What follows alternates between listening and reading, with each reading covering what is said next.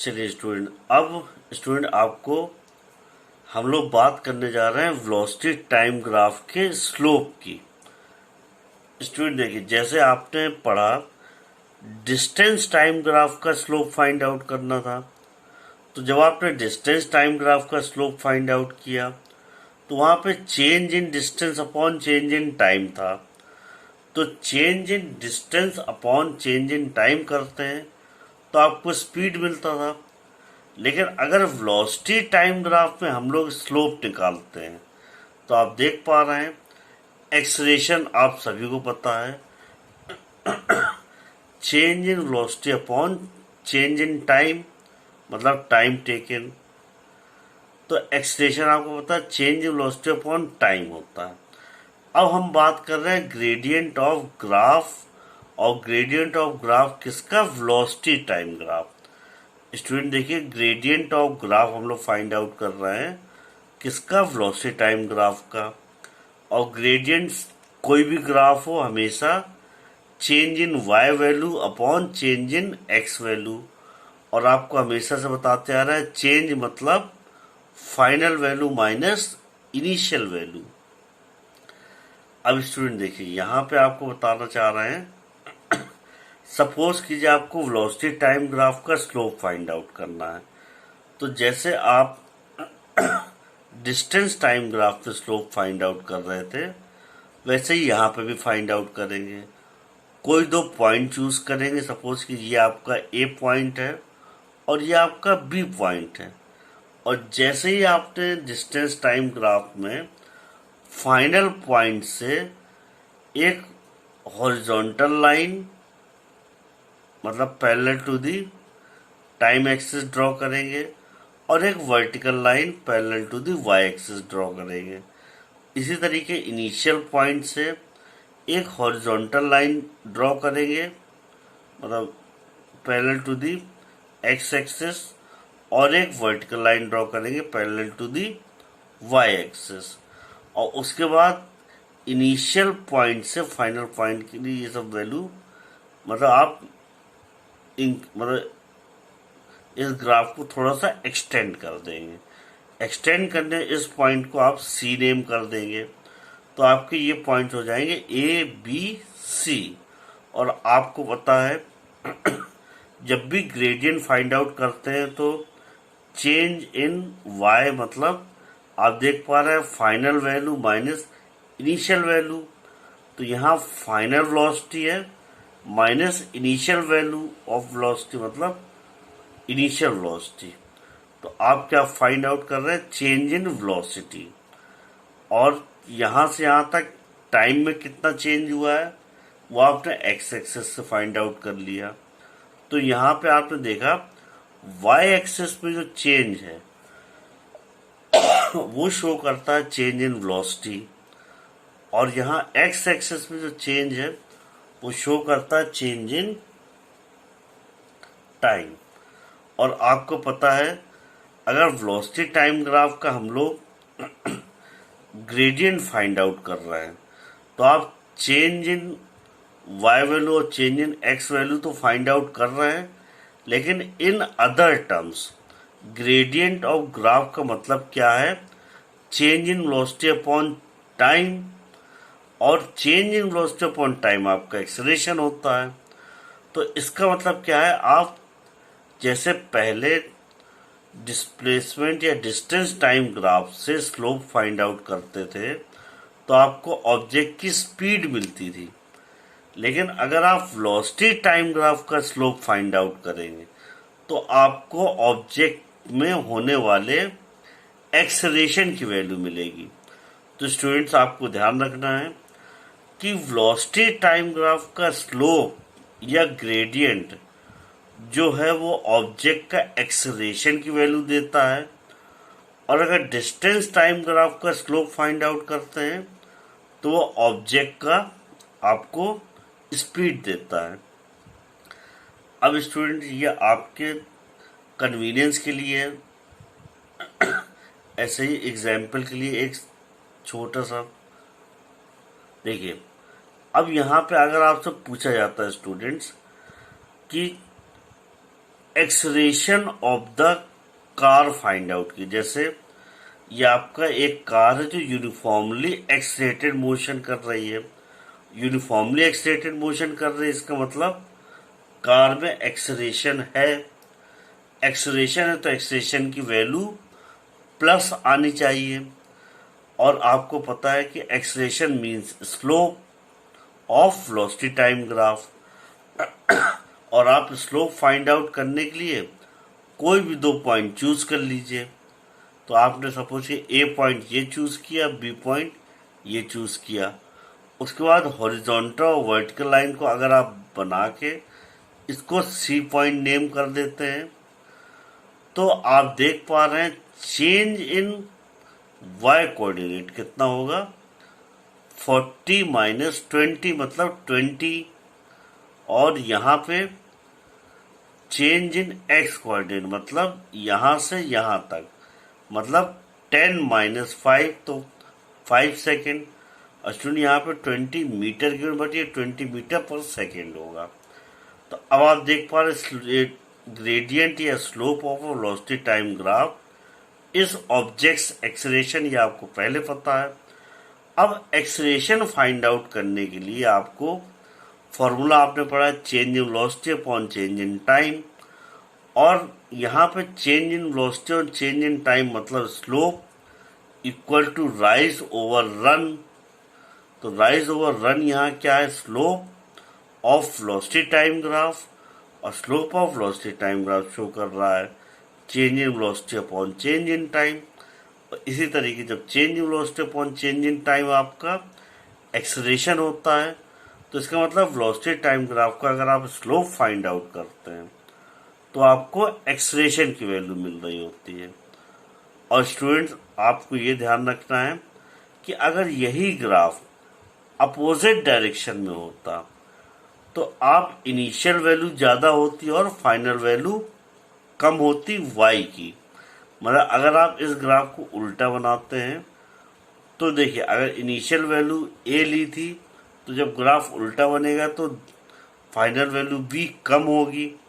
और जब final value कम है और आपको पता है चेंज हमेशा final value minus initial value होता है, तो जब यूनिफॉर्मली रिटार्डेड मोशन का ग्राफ होगा, अगर आप उसका स्लोप फाइंड आउट करेंगे तो चेंज इन वाई कोऑर्डिनेट हमेशा निगेटिव आएगा। क्यों, final value minus initial value करते हैं, तो इसलिए इनिशियल वैल्यू वहाँ ज़्यादा है और final value minus initial value, तो माइनस ज़्यादा तो मतलब माइनस वैल्यू, इसलिए स्लोप की वैल्यू माइनस आएगी।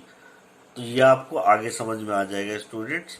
चलिए अब हम लोग नया टॉपिक समझते हैं। स्टूडेंट इस नए टॉपिक में आपको जो समझना है वो ये है कि आपने अभी तक जो पढ़ा है वो slope of velocity time graph या slope of displacement time graph था। अब एक चीज आपको और सिखाई गई है students, area of graph. Students area of displacement time graph से हम लोग मतलब area of graph find out करके उस ग्राफ से क्या इंफॉर्मेशन फाइंड आउट कर सकते हैं उसके बारे में जानेंगे। तो स्टूडेंट अब देखिए, area of displacement time graph से हमें कोई बेनिफिट नहीं होता है, तो हम यहाँ पे area of displacement time graph की बात ही नहीं करेंगे। अब देखिए student, area of velocity time graph find out करने से हमें बेनिफिट होता है, तो इसलिए हम केवल क्लास 9th लेवल पे पढ़ेंगे area of velocity time graph कैसे फाइंड आउट किया जाता है। और area of velocity time graph या एरिया ऑफ ग्राफ क्या होता है ये आपको पहले के लेक्चर में समझाया जा चुका है, लेकिन एक बार फिर से समझा देते हैं। अगर एरिया ऑफ ग्राफ की बात करते हैं, देखिए जहां से जहां तक की बात करी जा रही है मतलब initial point A to final point B, तो आप देख पा रहे हैं ये शेडेड पोर्शन पूरा है। टाइम एक्सेस के साथ बोले या एक्स एक्सिस के साथ बोले, या आप कह सकते हैं ग्राफ हमारा ये जो लाइन है ए टू बी है, और ये ग्राफ जितना भी पोर्शन कवर करता है हमारे टाइम एक्सिस के साथ, वो area of velocity time graph कहलाता है। और आपको स्टूडेंट बता दे रहे हैं area of velocity time graph आपको डिस्टेंस ट्रेवल्ड बाय कार बताता है या ऑब्जेक्ट। मतलब वेलोसिटी टाइम ग्राफ को देखकर आप ये बता सकते हैं कि जो ऑब्जेक्ट है उसने कितना डिस्टेंस ट्रेवल किया होगा। तो इसका मतलब क्या है स्टूडेंट, यहाँ पे वेलोसिटी टाइम ग्राफ के हेल्प से आप फाइंड आउट कर सकते हैं डिस्टेंस ट्रेवल्ड बाय ऑब्जेक्ट। तो अब देखिए स्टूडेंट, यहाँ पे ये आपको वेलोसिटी टाइम ग्राफ गिवन है, इसका एरिया जो आएगा वो कंप्लीट जो ब्लू पोर्शन है, और ब्लू पोर्शन का शेप कैसा आ रहा है स्टूडेंट्स, ट्रेपेजियम आ रहा है। और आपने क्लास 12th में, सॉरी 8th में स्टडी किया होगा कि area of different types of shapes कैसे फॉर्म करते हैं या कैसे पता करते हैं। तो देखिए आपने एरिया ऑफ ट्रेपेजियम, सबसे पहले तो आपको ये जानना है स्टूडेंट्स, देखिए अगर आपको वेलोसिटी टाइम ग्राफ से डिस्टेंस फाइंड आउट करना है तो मतलब क्या है, area of velocity time graph आपको फाइंड आउट करना होगा जो कि डिस्टेंस ट्रेवल्ड बाय ऑब्जेक्ट देगा। इसका मतलब क्या है, डिस्टेंस अगर आपको फाइंड आउट करना है वेलोसिटी टाइम ग्राफ से, तो ये जो वेलोसिटी टाइम ग्राफ का जो शेप बन रहा है उसका एरिया फाइंड आउट करना है। तो इसका मतलब डिस्टेंस आप फाइंड आउट करते हैं area of velocity time graph से, और डिस्टेंस फाइंड आउट करना है आपको वेलोसिटी टाइम ग्राफ को देख के, तो इसका एरिया फाइंड आउट करना होगा। और इसका एरिया फाइंड आउट करने के लिए आपको इसका शेप पता करना होगा, और शेप आपका है ट्रेपेजियम, जो कि OABC नेम किया हमने। तो इसका मतलब क्या है, डिस्टेंस जो है area of velocity time graph है, तो यहाँ पे डिस्टेंस जो हमारा हुआ वो एरिया ऑफ ट्रेपेजियम होगा। और आप सभी को पता है एरिया ऑफ ट्रेपेजियम जो होता है वो half into sum of parallel sides into height, या आप कह सकते हैं distance between two parallel sides. तो देखिए अब यहाँ पे स्टूडेंट आपको ध्यान देना है, ये ट्रेपेजियम थोड़ा सा 90 डिग्री एंगल पे मुड़ के बना है। कैसे, पैरेलल साइड जो है आपकी OA और BC है, तो आप देख रहे हैं सम ऑफ पैरेलल साइड, तो मतलब हाफ OA प्लस BC।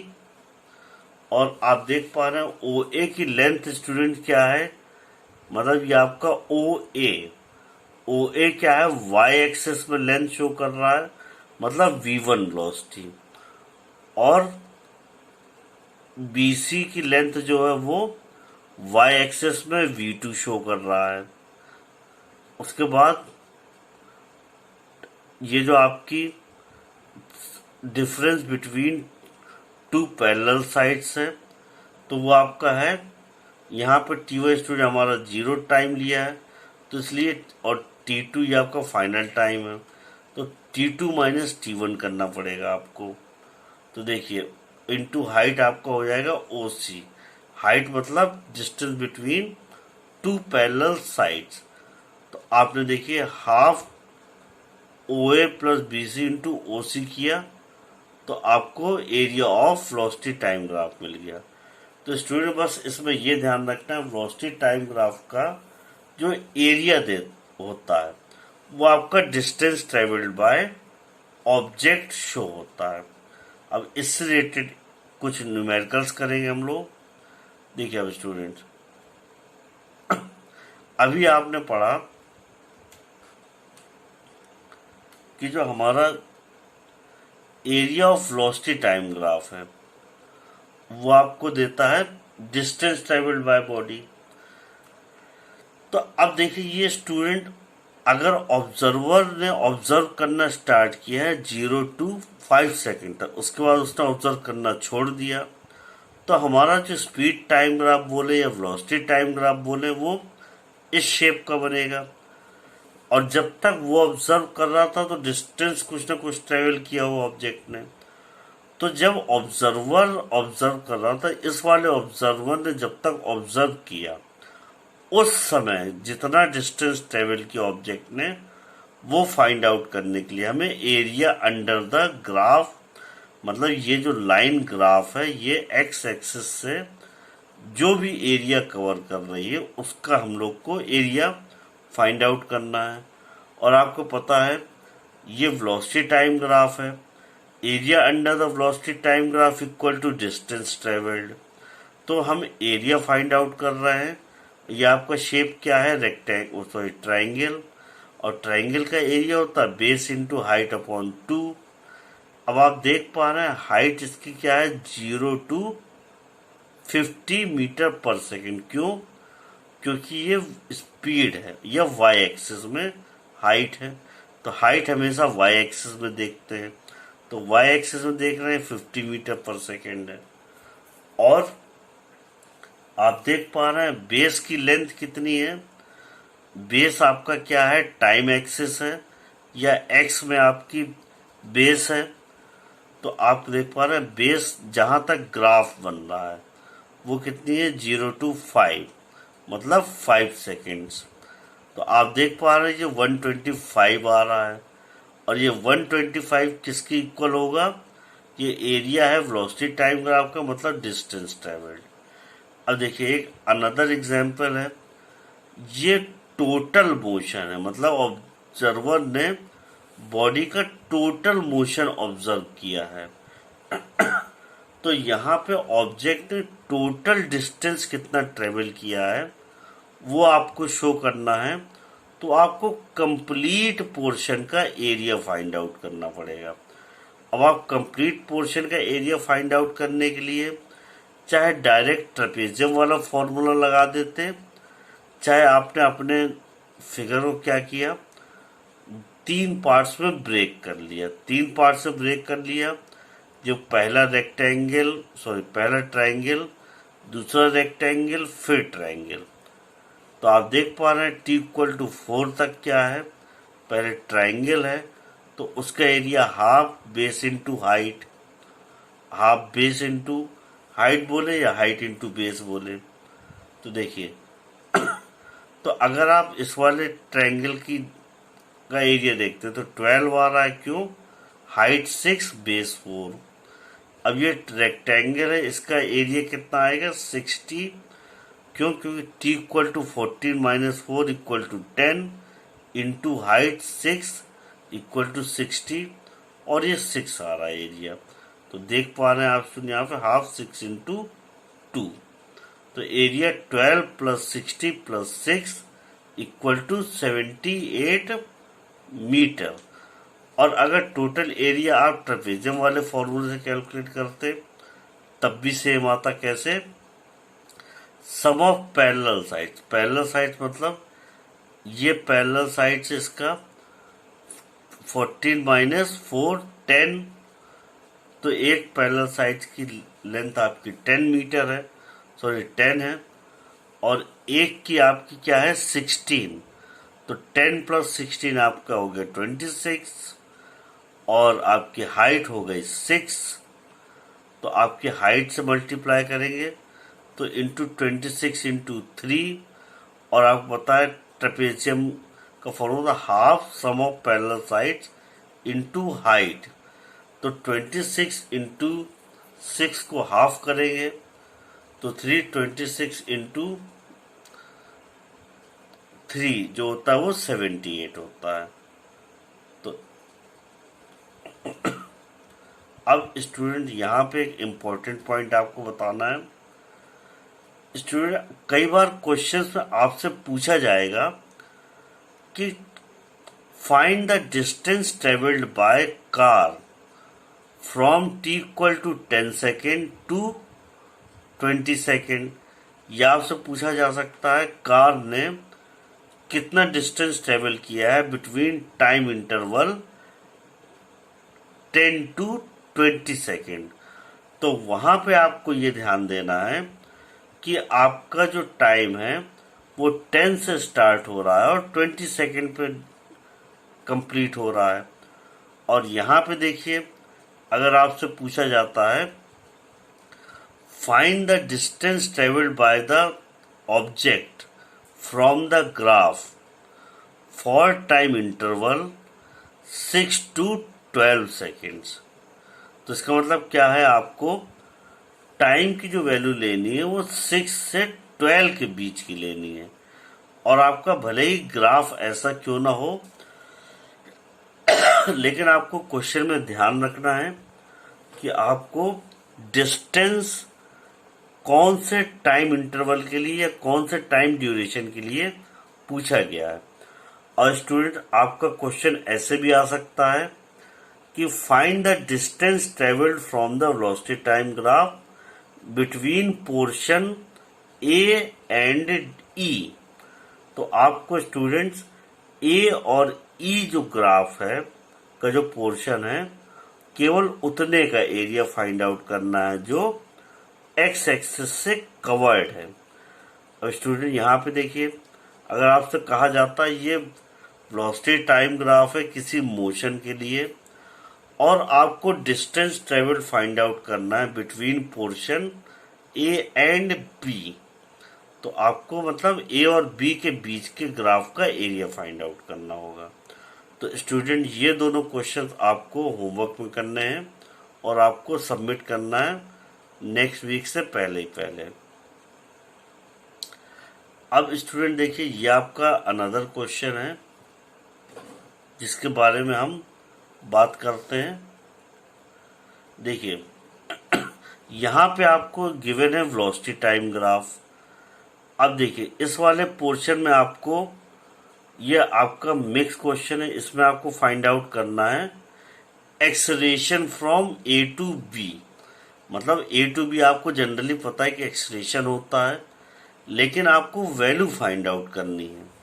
और आपको पता है एक्सेलरेशन फाइंड आउट करने के लिए वेलोसिटी टाइम ग्राफ का आपको स्लोप फाइंड आउट करना होता है। तो इस वाले क्वेश्चन में आप क्या करेंगे, ए टू बी तक स्लोप फाइंड आउट करेंगे वेलोसिटी टाइम ग्राफ का। तो जो स्लोप आएगा वो एक्सेलरेशन की वैल्यू आएगी ए टू बी। अब आपको देखना है यहाँ पे एक्सेलरेशन फ्रॉम बी टू सी। अब मतलब बी से सी तक के बीच का एक्सेलरेशन फाइंड आउट करना है। और आपको बताया था उसमें एक पॉइंट इनिशियल और फाइनल पॉइंट, और यहाँ पे आपको दो पैरेलल लाइंस बनानी है, दो पैरेलल लाइंस इधर बनानी है।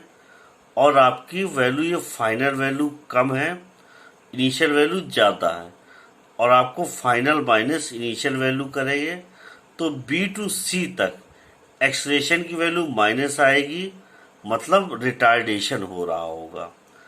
अब distance covered in the region A B E, मतलब A B C, sorry A B and ई।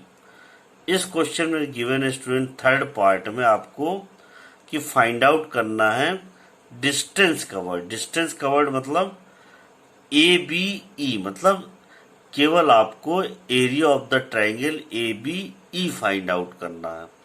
और स्टूडेंट, आगे के क्वेश्चंस आपको अपने सेल्फ इंटेलिजेंस को यूज करके सॉल्व करना है। जब नहीं आएंगे तो हम आपको डाउट क्लियर करेंगे नेक्स्ट वीडियो में। Thank you students.